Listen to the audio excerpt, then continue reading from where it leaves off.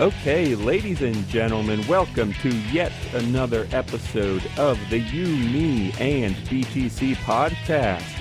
Glad to have you with us for the 120th time. I hope that all of you have been here for all of the 119 previous episodes, because if not, you're worth nothing to us.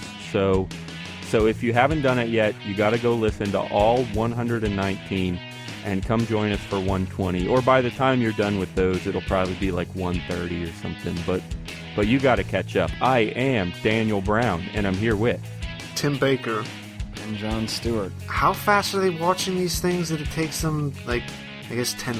Never mind. Yeah, 10 weeks. 10 weeks for 100... Yeah, I don't know. It depends. You're right. I mean, you're going to binge listen. There's no question about it. So you could probably finish it. Like, people just tell us they can't get enough of it all the time. Right. So maybe so far we've only had one guy actually do that, right? That we know of. That we know of. But really, I mean, everyone's done it. They just don't want to admit it. Other people are just like, stop. So we have lots to talk about today. We're going to talk about Craig Wright some more, the guy that claims to be Satoshi, and he says he can prove it. So we're going to briefly touch on that in a bit.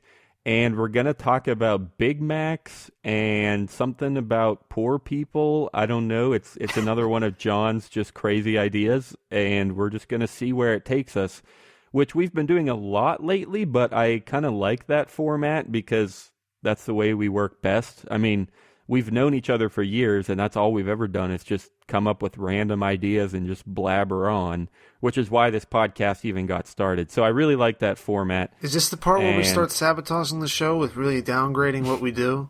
Or is that coming later? I downgrading it? I was doing the opposite of downgrading. We just blab along and just incessantly talk about pointless things that we've just dreamed up that we think someone else, and we think you'd like to enjoy these conversations. It's like Seinfeld, except not as funny. Yeah, and you don't get to watch anything. It's the podcast about nothing. Well, hey, the blabbering comes later. We're going to get there. But before we do, the first thing I want to do today is mention again our Patreon campaign. And there's a couple ways you can find it. There's ymb.tc/feedus. But again, Tim and John are not okay with talking about fetuses. I don't know why they're so offended by it. Hey, that's a sensitive topic. There's a lot of political... debate about. Can we just abort this whole topic? Actually, I don't care. So originally, that was good. Better than every joke Daniel's ever made combined. Originally, the redirect was feed us, like support us because we need to buy food or whatever. But because of this whole fetus thing, it actually works if you type in ymb.tc/fetus. It'll take you to the right place. So it works either way. And but if you don't like fetuses, you can still go to patreon.com/you, me, and BTC. That is a thing. And you can donate per episode and get some perks. We got Twitter shout-outs, bumper stickers, whatever. And we'd love to have your support. We do have one patron so far, and he wanted us to let you guys know about a Bitcoin app that he created for Android. It basically lets you convert, from millibits to euros or from dollars to Satoshis or something like that, however you want. And it's especially meant for traders, so you can put in a percentage, like of a markup or a markdown, and it'll calculate all that for you. If you're interested in that app, it's at ymb.tc/westside bitcoin, because that's the donator's handle. It's at Westside Bitcoin on Twitter. So you can find that app if you like and download it. All right. I want to talk about Craig Wright and Satoshi. They're not... Nobody else does. All right. So we're going to move on now because I only do what other people want. No, just John. You like defiantly try to just... Yeah, it doesn't even matter if you like the idea or not. You're just against pretty much anything I say. You're right. You're absolutely right. I mean, you're wrong. I don't agree with you at all. Right there, Daniel. There you go. Oh, goodness. That's a catch-22, right? If you say I disagree with everything that you say, do I agree with that or do I disagree with that? I don't know. All right. Where was I? Make your own decision like a real person. No, seriously, what was I going to talk about? Satoshi, The Craig dude Wright. who thinks he's Satoshi. Yeah, so I don't want to get into this whole story. We covered it before. We have an episode called Right's Wrong, PGP. I screwed this up last night when I was doing the Bitcoin news show, too. I thought he was practicing just in front of the mirror. I could not say this title. The episode was Right's Wrong, PGP key or GTFO. And, I don't know. We didn't think he was Satoshi, but at least I don't think we did. I know I didn't, but you can listen to that episode if you want to know what we really thought. But apparently some news has come out that he's contacted news agencies again, and he claims that he can prove it, and he's going to do so within a few days, maybe even by the time this episode comes out. So I don't know. I don't want to get into the whole story. What I really want to say is I got the gambling bug, and I want someone to bet me, because I do not even remotely think that he is Satoshi. I mean, yeah, there's a ton of interesting backstory. We talked about the murder mystery and the associate who had the flash drive that he would protect with his life or something. There's a lot of crazy things about Craig Wright, and he has been in the Bitcoin space for a long time. But sorry, I'm not convinced. I want someone to bet me a lot of money. Okay, not a lot. I'm not that rich. But if you donate on Patreon, talk about how much money you have like every single week. Yeah, we need more betting man, Daniel. We need more people to donate on Patreon so I can bet more. All of our proceeds go right to funding Daniel the addiction of the gambling bug. Life. Yeah. So anyway, that's I don't want to get into more details because for me it's as simple as that. It's a joke to me. It's not true at all. So anyway, tweet me at me and BTC on Twitter, and let me know if you want to bet me, and we'll work out some terms. That's really all I got. So you fancy yourself a bet, Daniel? You dirty rascal! You can't. You don't disbelieve this man who I don't remember his name. Elon Musk. He's a big computer guy. He probably has a lot to do with Satoshi. If he Elon Musk, who is that? Well, Elon He's the Musk guy is that Tesla. He owns Tesla and SpaceX. Yeah. Okay, what does that have to do with this? I didn't know the name. I just picked the name. Why are you quit derailing this? Anyway, this is Satoshi. This guy is obviously Satoshi. He has all the connections. So I'm willing to bet you, Daniel. All right, so you think you want to bet me that where Tim is going? You want to bet me that Elon Musk is Satoshi? Is that what's going on right now? No, Elon Musk hit Satoshi with his car. That's why they can't find him. All right. Whatever. I don't know what just happened. If an electric car hits someone like right at the beginning, they probably would have just buried the body because they wouldn't want to like ruin that kind of technology. It would save more humans.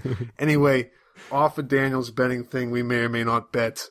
Okay, all right. I say question. I get like really good odds for this though. Like define really good odds and define like a ballpark how much you would want to bet. Like are we talking like $20? Are we talking like $150? Are we talking like $1,000? So yeah, let me know. Would you take a grand bet from me? No, I wouldn't. That's why I'm asking. All right, that's important here. All right, so give me a ballpark bet, and I need some odds here. Say 20 for a ballpark bet. $20? Yeah. 20 Bitcoins? No. Wow. Doesn't get me on the hook for a lot of money I don't have.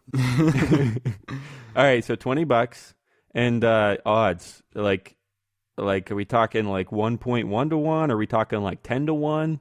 Like I need some ballpark numbers here. Honestly, I'm not that much. I don't even know what those mean, Daniel.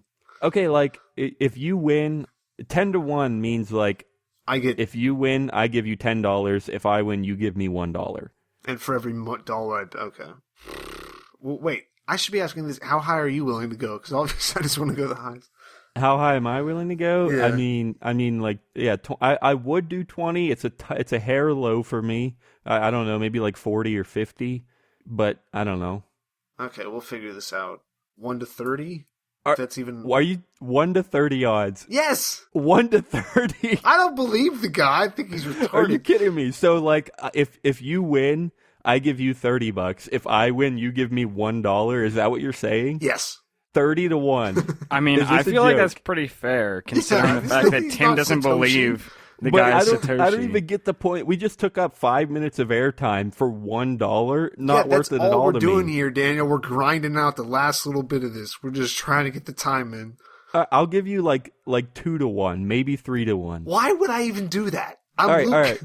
Tim, here's what we'll do: $20, 3-1. So if you win, I give you $20. If I win, you give me, what is it, like $6, 666 or whatever, devil's number. All right.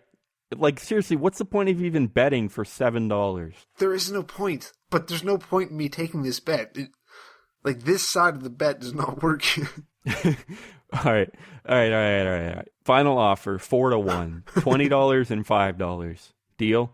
Sure, Daniel. All right, good. Now, I can't believe I'm doing all this for $5. Oh my gosh. Anyway, so terms. That's how Daniel makes his money.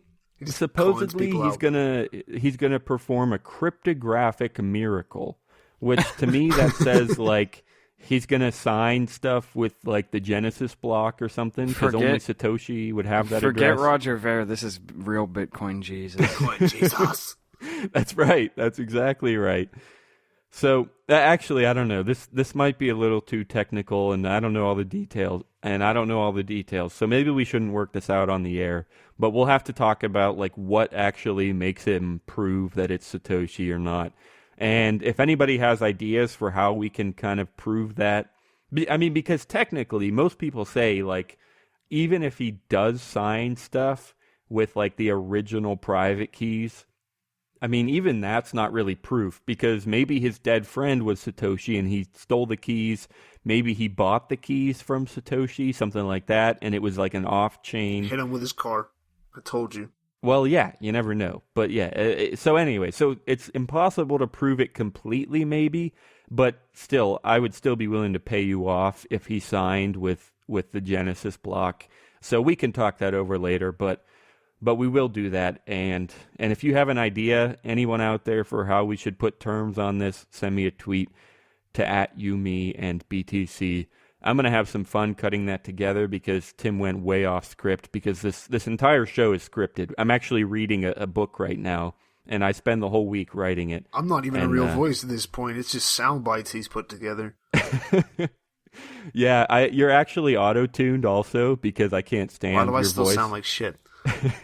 The funny thing is that you're beyond hope, Tim. I can't fix your voice. I do the best I can. Nobody knows that Tim has actually been dead since like episode 5, and all of these episodes we've just edited together recordings of different words to make sentences. Exactly. We just have some recordings of him on file.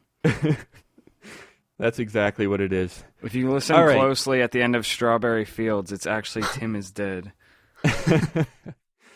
Oh, man. All right, so me and Tim, we've argued too much. It's time for John to get a piece of the pie here. And I know you would never bet me, John. So your airtime has to do with Big Macs, I guess? I don't want a piece of the pie. I want a piece of the hamburger. All right. All right. All right. All right, all right, all right.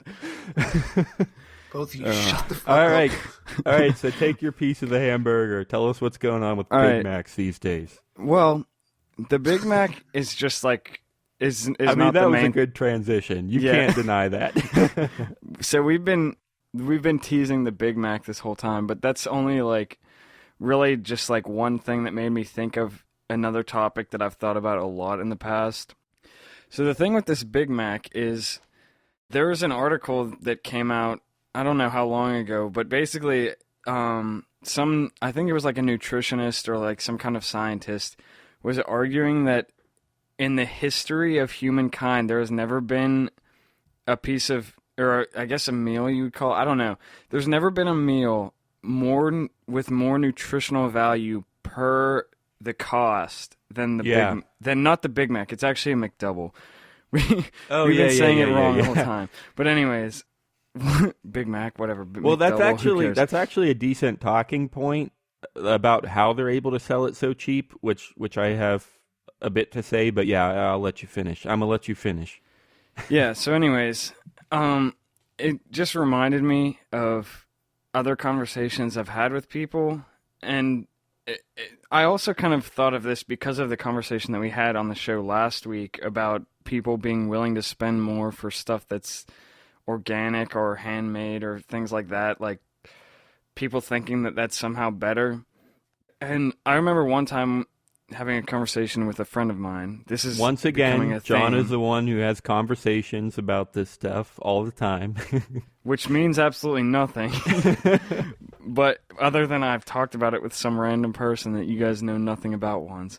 But anyways, we were just talking about how, like, people are all snobby about, like, eating organic food and shopping at Whole Foods and stuff, and, like, how all this processed food that we eat now is so evil and, like, it's ruining our society.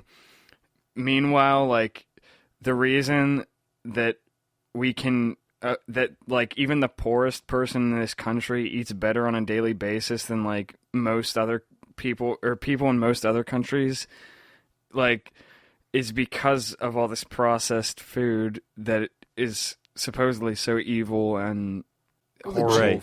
Like the GMO stuff, that's done a lot. This is going back to Africa, so it's kind of dangerous territory for me. Yeah, Tim has a rough hates time Africa. with Africa. I don't, but I think this is something I read about a while. See, I don't talk to people; I just read things. Either way, it doesn't really matter, I guess. GMO crops are big for any kind of third world country where if they can resist more diseases, then it doesn't really matter that it's not organic food. The people there, I mean, it's just eating. Well, yeah. Not only resist diseases, but also that it can be modified so that it actually can exist in those climates and not just die off. That's part of it too. And produce more. I mean, Bill Gates talks about this kind of stuff a lot because he does this kind of stuff in third world countries. Like, he funds people who are developing crops that can be grown in third world countries. But that's a side topic, I guess. So let me see if I have this right. I think what you're saying is, well, I'm sure you have a lot more to say too, maybe, but it seems like, we could have a discussion about GMOs explicitly, and we could have a discussion about GMOs explicitly, and are they good, are they bad, like, are they really, like, terrible and deadly or whatever.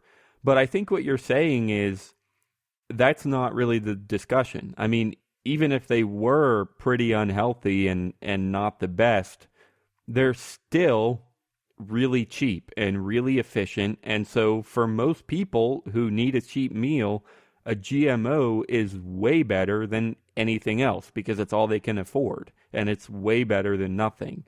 So I think is what you're saying is we're not going to talk about are GMOs good or are they bad, but it's more of like, well, what difference does it make? It helps people live, right? Is that what you're saying? Yeah. I mean, like, if you have the money and you want to do all your grocery shopping at Whole Foods and eat only organic food that's going to help you not get cancer or whatever else, like, that's great. Like, go for it. But I think you can make a parallel to this with, like, stuff that people say about the minimum wage, how, like, there's that image of, like, raising the minimum wage is like cutting off rungs from the bottom of a ladder. It's just like what you end up doing is making people who don't have, like, a skill set or, don't have connections to get a better job. Right. Just, like, don't get paid because all the cheap jobs get automated or they just get done away with. I think the same argument can be made about, like, this kind of stuff. And not even just, like, food.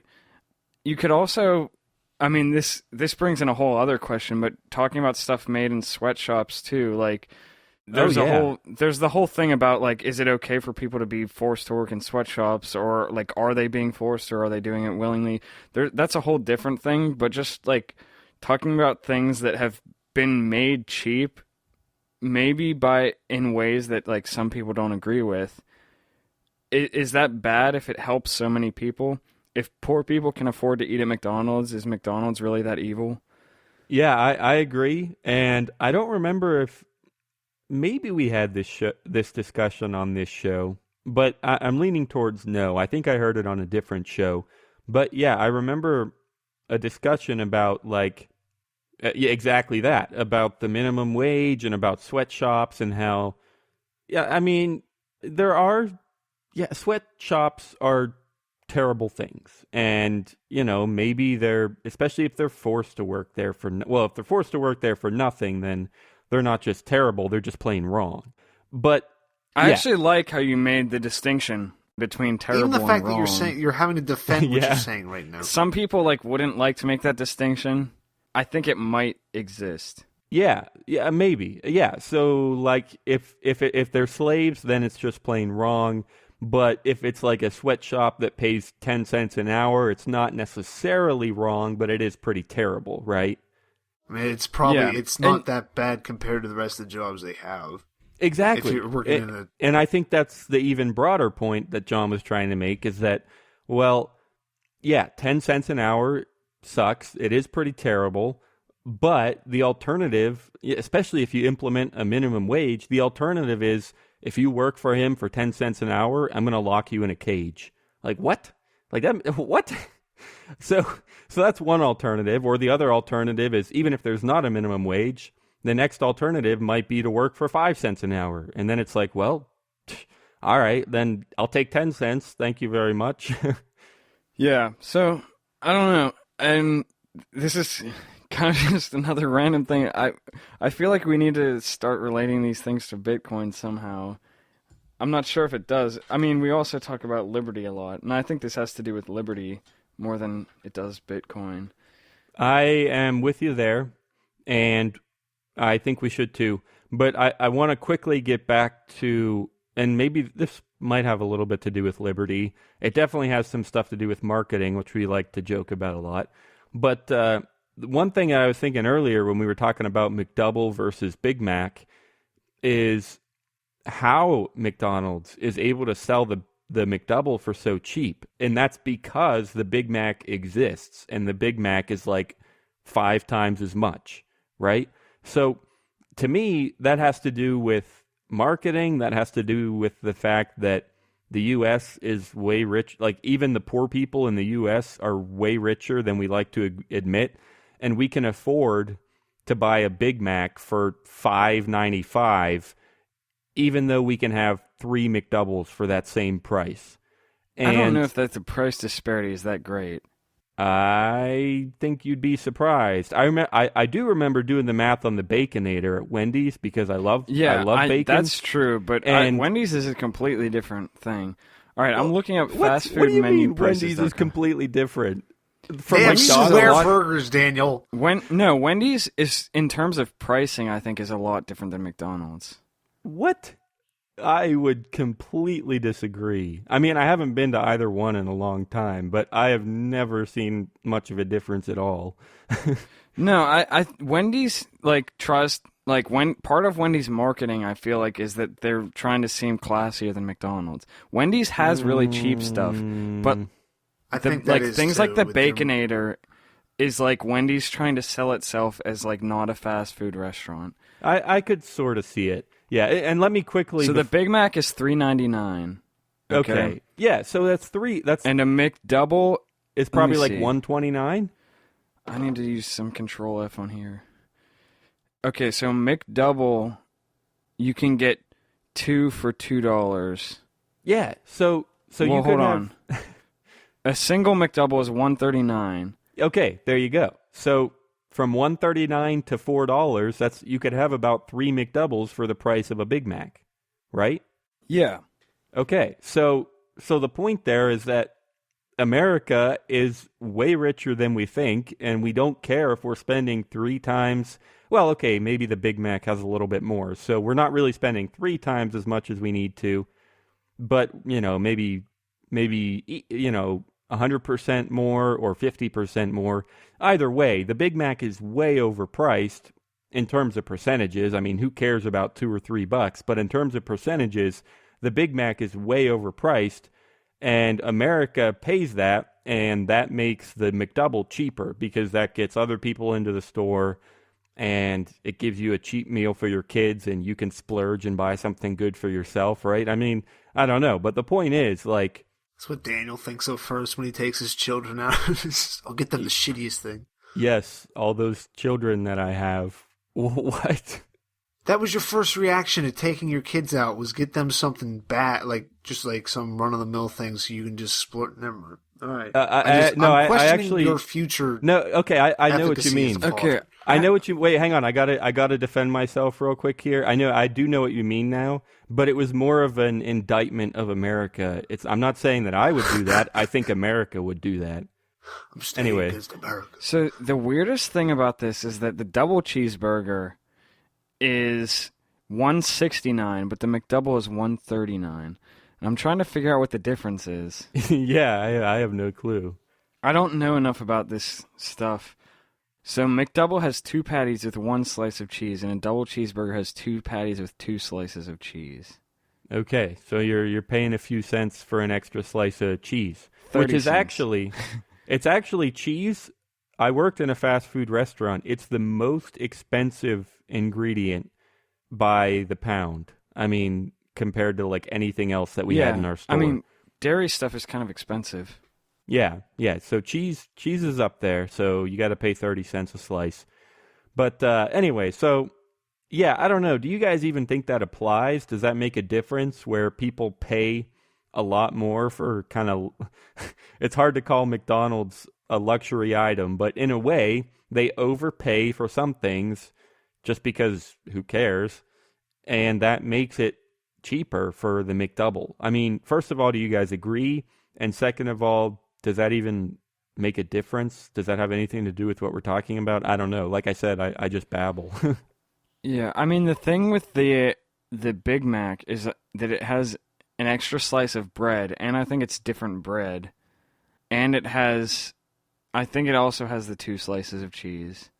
Okay. Is it supposed to be healthier? No, it's just supposed to be more. Right. Mostly it's just Right. more bread, Yeah. which is probably the cheapest part of the sandwich. Yeah. Probably true. The other thing is the secret sauce, because I don't think that's on anything else other than the Big Mac. But I'm not a McDonald's expert. Anyways, this is pointless, but in case you wanted to know... Are you tired of Bitcoin dice and ready for something different? Try Lucky Bit, the original falling coin game at luckybee.it. It's the most exciting Bitcoin game on the web. You can bet on 5 different payout lines and win up to 999 times your bet. You can even use their faucet to get some free Bitcoin. Dice is boring. Play different at Lucky Bit. Check it out at luckybee.it.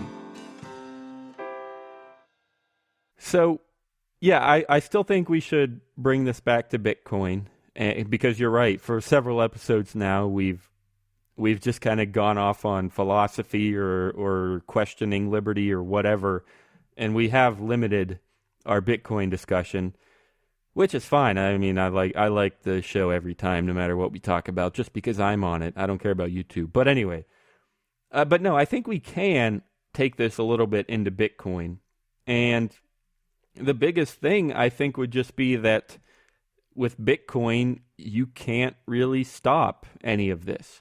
I mean, and this is something we've talked about for ages on the show since the beginning, and it's one of the reasons people have always loved Bitcoin, but it just plain gives you freedom.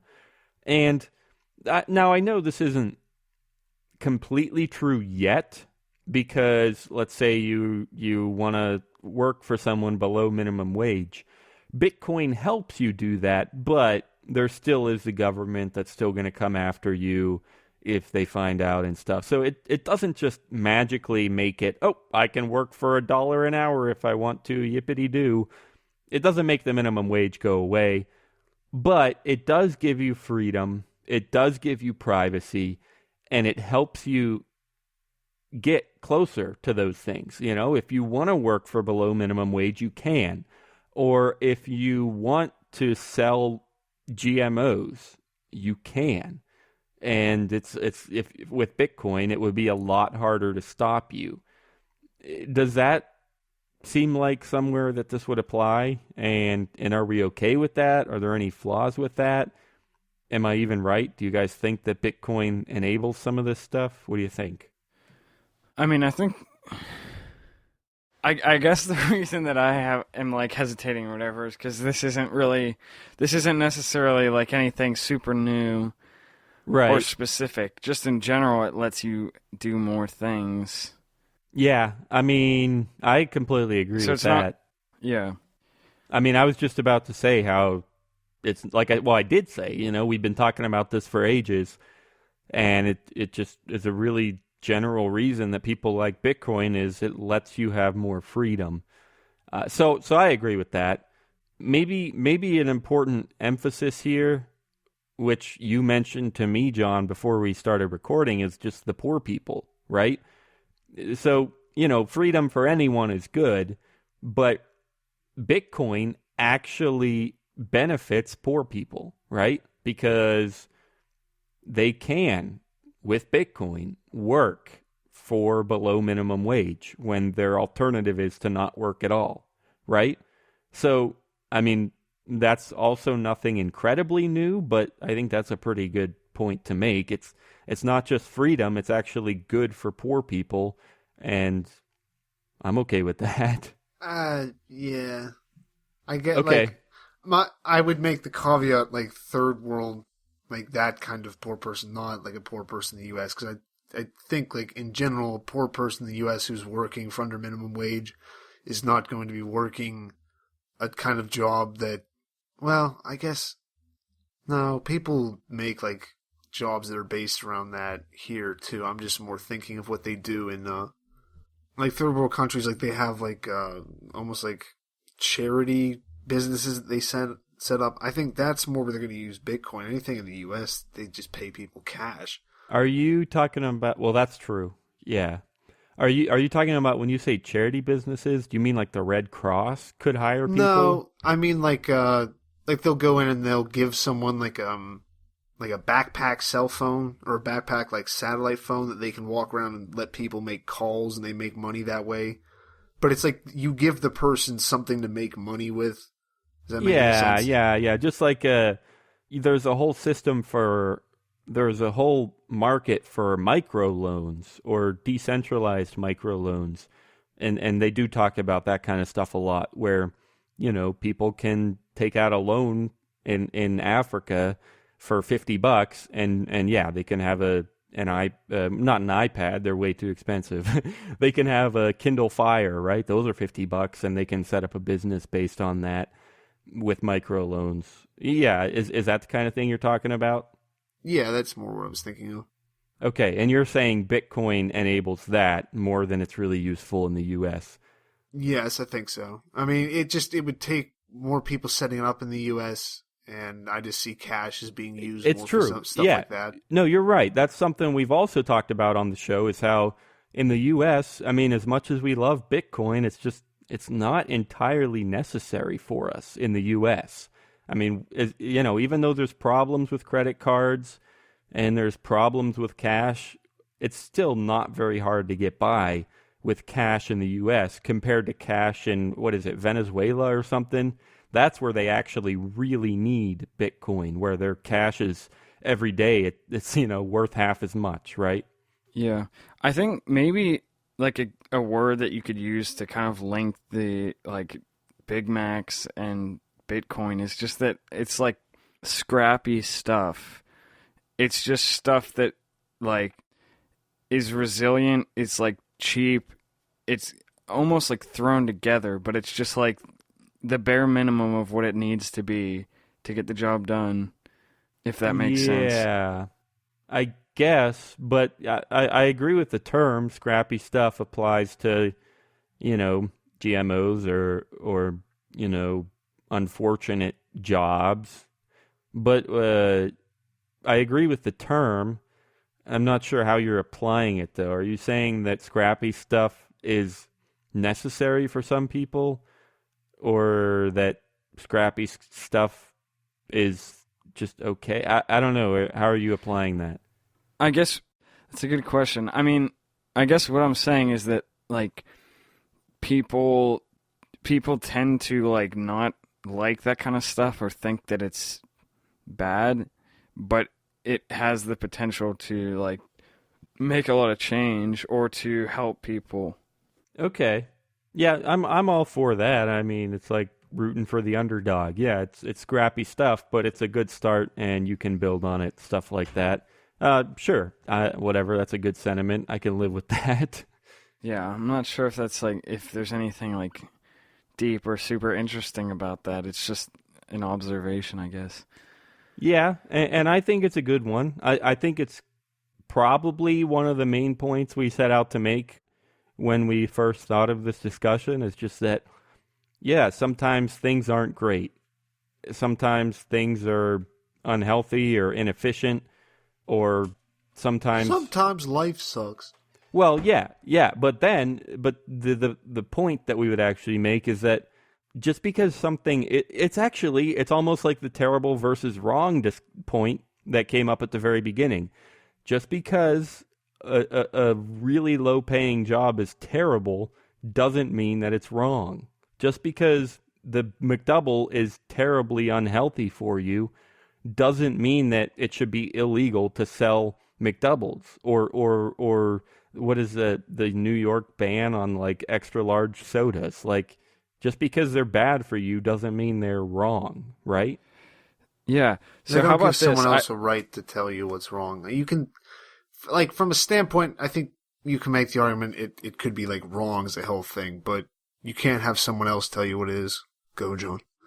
Yeah. So I just thought of this, and it works. It ties in pretty well with the terrible versus wrong thing, and I think this definitely will draw a connection between Big Macs and Bitcoin. Big Macs and Bitcoin. Anyways. Oh, we got to do a new rap. Oh no, please. Anyways, the thing is, it's another like 2-word phrase. It's like there's terrible versus wrong. There's also perfect versus good. So I think like another issue with this kind of stuff is that like people tend to I like criticize things for not being perfect, but that doesn't mean that it's not good. And that's where I think especially this applies to Bitcoin, because that's one of the things, like people will come up with all kinds of things that they don't like about Bitcoin. But like even us, we talk about all the time that Bitcoin has its flaws, that we might become aware of even more flaws in the future, that it could even collapse or fail at some point, whatever that may mean. But the fact that it's not perfect doesn't mean that it's not good. Yeah, and you know what? I think an even more interesting application there that might upset. This is the part of the show where we don't admit that we're libertarians, where we question liberty just enough to make it sound like we might not believe in it. And what I would say is you could apply that to the government. We all know the government is not perfect, but I don't know, are there some parts where it does okay or decent or good things? Probably. And doesn't I mean, matter after taxes. I don't fucking care. Yeah, I think it's just I don't even care. Take my money. I just don't want to have to fucking write down on a piece of paper and mail it in. It's way too much for me. That's such a good point, though, because that relates to what we were talking about a couple weeks ago, or was it a couple weeks ago? Or I don't remember. Yeah, but about I know what you mean. Whether it's worth paying taxes to not have to deal with other things. And it also relates to, I think we talked about on the show, but I know we've talked about in real life, the idea of like, can you go to a national park and appreciate it, even though you maybe don't agree with how it happened? Yeah, and that's exactly something that I was thinking of. And yeah, I think we have hit it on the show. But yeah, so, and I've even heard people more hardened like Adam Kokesh. I mean, he even says this in his book, like, yeah, the government can do slightly helpful things. I mean, roads. I mean, okay, police aren't they get useless. us from place to place. Services that are provided, it's not. It goes back to people saying that if you're criticizing a service, people then, whether it's because they actually believe it or because they just want to twist your argument because it's easier than actually arguing against it, think that you're therefore against the service. Just because you don't like how government does something doesn't mean you don't want it provided. I don't even know if this is the question you were asking, but it doesn't mean that you don't want it provided, and it doesn't mean that well, the firefighters suck then because sure, they do a great job, probably. I don't know. I don't watch them do their work, but you'd assume they probably don't suck that bad just because they're getting hired by a local government. And that doesn't mean that just because they were hired by a private company, they'd be so much better. It's just, it's, I don't know what I'd call it. It's going to get provided and the government does it now, so it's not bad. I think I'm going to take kind of a cheap shot here and go first for the advice of the week and take the easy one. For me, it's going to be... For me? Do not assume that terrible things are wrong, and do not assume that imperfect things are not good. That's where I'm going to take this. I don't know how I think I worded that right on my first try, which never really happens, but that's my advice. Terrible things are not necessarily wrong, and imperfect things are not necessarily not good, or they can be good. So that's my advice of the week, and if you guys have anything... Put on your tombstone. yeah, he was imperfect, but he was still good. That's actually pretty good. It's like imperfect, but I was still all right. Still an all right wasn't guy. the worst guy in the world. It's like that phrase that came up when we were playing poker, Tim. Like, what's the point of being good if someone's always better? Yeah. You think you're good, then you suck. Right. Yeah, you think you're good, and then it turns out you suck. All right, advice, guys. Anything good? It doesn't have to be perfect, but you got anything good for us? Well, since I'm taking credit for the entire podcast because this was my idea and all of this genius stuff was mine, and Daniel just swooped in at the end and took it. If you want all people I heard to, about at the beginning was Big Mac. History is full of people who've done the same thing as Daniel, so there's really no point in actually trying to come up with a good idea when you can steal it from somebody else and just claim it before anyone knows that it was them. Or that's true. Yeah. I think we've kind of given advice like that before, like steal ideas. It's okay. I'm not necessarily saying that's okay. There's no, a slight bit cut of off sarcasm. there. John's advice is steal ideas. If you want to get ahead, forgery, piracy, John's for all of it. You should probably just steal people's identities too. My advice is just don't steal people's ideas. Just take people's ideas and tweak them a little bit so that you don't get called out later about stealing their ideas. Because we live in a society of slaves to the copyright. Anyway, I can't think of any actual advice, and I think it's better to keep silent, but I've already fucked that up too, so... I mean, that's... I like how your advice was to steal things and tweak it a little bit, and basically your advice was exactly the same as mine, except it was tweaked a little bit. That's right. That's exactly right. But I'll take it, Tim. So meta. I mean, it's better than nothing, right? Just like GMOs, it's better than nothing. So I'll take it, Tim. I am better than nothing normally. It's terrible, but I'll allow it. All right, guys. Thanks a lot for being here. Get to you, me, and btc.com if you want to leave us a comment, or, if you're listening on YouTube, leave us a comment. Wherever you are, on iTunes, you can leave reviews. We're up for anything. Tweet us at you, me, and BTC on Twitter. And if you got an extra $1 a week laying around, you can get to patreon.com/you, me, and BTC. We'd love to have your support, and we will pay you back with, I don't know, a shout-out or a bumper sticker, whatever you want. Just nothing of any real monetary value. Yeah. Hey, I think I paid like $1 a piece for those Doesn't bumper mean there's stickers. monetary value to them. It just means you wow, you just told them how much they're getting ripped off by becoming a patron just to get a bumper sticker. Hey, wait. Hey, I got to ship it to too. Know that. Shipping and handling, though. Handling is real expensive these days. I mean, it's like $7 to ship a bumper sticker, I tried to order a Snuggie the other day, and handling was like $12.99. So it's, handling is hard. So anyway, was that a joke? It was a joke, but I wasn't being sarcastic. I was being serious. Like they charge a lot for handling. Like that's how they make their money. Minimum wage. Okay. It's all because of that minimum wage. All right, guys. Anyway, patreon.com, you, me, and BTC. And hey guys, all the music in today's show, the music you're hearing right now was from John Stuart. If you want him to do music for you, I think he still does music for people, so tweet to JJ_Stewart and, I don't know, get in touch. I'm putting words in your mouth, John, but I'm not going to let you correct me because the show's over now. Peace, guys. See you next week. Bye.